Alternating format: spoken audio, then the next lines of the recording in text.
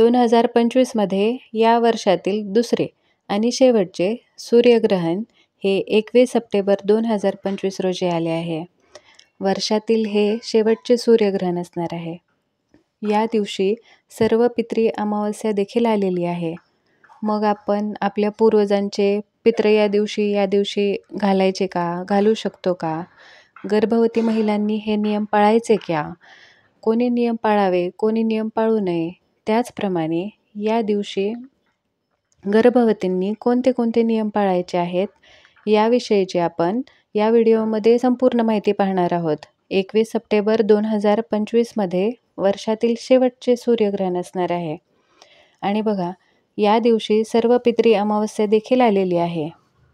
आता सूर्यग्रहण हे नेहमी अमावस्याच दिवशी होत असते.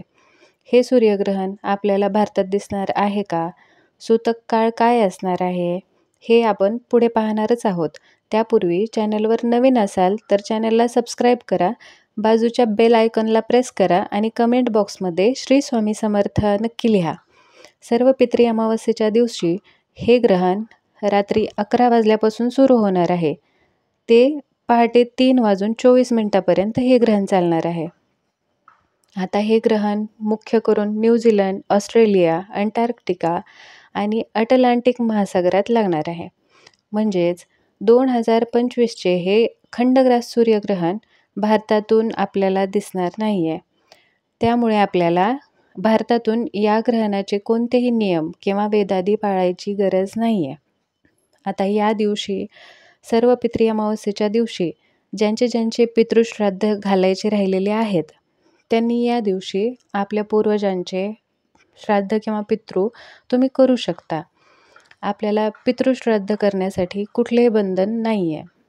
त्यानंतर या दिवशी गर्भवतींनी नियम पाळायचे आहेत का? बघा, आता हे ग्रहण जरी आपल्याला भारतात दिसत नसतील तरीही गर्भवतींनी काही छोटे छोटे नियम पाळायचे आहेत. जसं की गर्भवतींनी या दिवशी हे सूर्यग्रहण प्रत्यक्ष आपण बघायचे नाही आहे. त्याचप्रमाणे शक्य झाल्यावर आपण सर्वांनीच या दिवशी आपल्या खाण्यापिण्याच्या वस्तूमध्ये एक तुळशीचं पान आपल्याला नक्कीच टाकायचं आहे. बाकीचे नियम आपल्याला पाळण्याची गरज नाही आहे, कारण हे ग्रहण भारतात दिसणार नाही आहे. त्यानंतर या दिवशी ग्रहण जरी असेल तर या दिवशी आपण किंवा ग्रहण दिसत नसेल तरी या दिवशी आपण गरजूंना दान करू शकतो किंवा आपण महादेवाची विशेष उपासना करू शकतो. कारण या दिवशी महामृत्युंजय मंत्राचा जाप करायचा आहे, गायत्री मंत्राचा जाप करायचा आहे, आपल्या गुरुचं नामस्मरण आपल्याला करायचं आहे. बघा, आपण या दिवशी जेवढ्या काही सेवा करू ते ग्रहणात केलेल्या सेवेचं फळ हे आपल्याला जास्त पटीनं मिळत असतं. जरी हे ग्रहण भारतातून दिसणार नसेल तरीही आपण या सेवा करायच्या आहेत. ज्यांचे पितृ घालायचे आहेत त्यांनी पितृ घालायचे आहेत. गर्भवतींनी मात्र या दिवशी जास्त सूर्यग्रहण पाहू नकात किंवा थोडे छोटे छोटे नियम पाळा. या दिवशी खाण्यापिण्याच्या वस्तूंमध्ये तुळशीचं पान टाका. बाकी तुम्ही सकाळी देवपूजा करू शकता. ग्रहण काळ संपल्यानंतर आंघोळ केल्यानंतर तुम्ही परत एकदा देवपूजा करू शकता. भारतात राहणाऱ्या लोकांसाठी कोणताही सूतक काळ असणार नाही आहे. त्याचप्रमाणे ज्या ठिकाणी हे ग्रहण दिसणार आहे तेथील लोकांनी ग्रहण काळ, सूतक काळ पाळायचा आहे, ग्रहण काळही पाळायचे आहेत. तर व्हिडिओ शेवटपर्यंत नक्की बघण्यासाठी तुमचे मनापासून खूप खूप आभार. चॅनलवर नवीन असाल तर प्लीज चॅनल सबस्क्राईब करा.